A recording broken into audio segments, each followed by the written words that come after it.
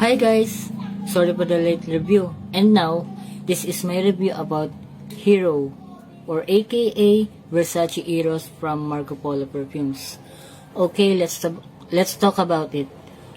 First, hindi ko na siya napakita sa inyo na nabuksan ko na. Pero ito na nga, itatry na natin siya. Let's go! Oh, Hero. At ayun na nga, guys. Sa unang spray ay wala pa. Hold mo lang siya ng 3 seconds. Sa pangalawa naman ay magpo-produce na siya. At sa pangatlo naman ay pwede mo na siyang spray katulad nito. Yan, diba? Kita nyo yung spray? Oh, bango na ito guys, si Hero. Check out nyo na. It is vanilla, aromatic, green, fresh spicy, amber, fruity, sweet, citrus, sweet, woody, and fresh.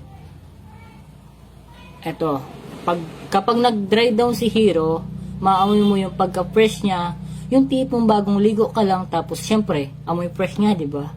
O tama, amoy fresh siya, oh. At may hint ng aromatic, woody, na may pagka-sweet side din siya. Yan. Sobrang bango nito guys, si Hero. Sobrang bango nito.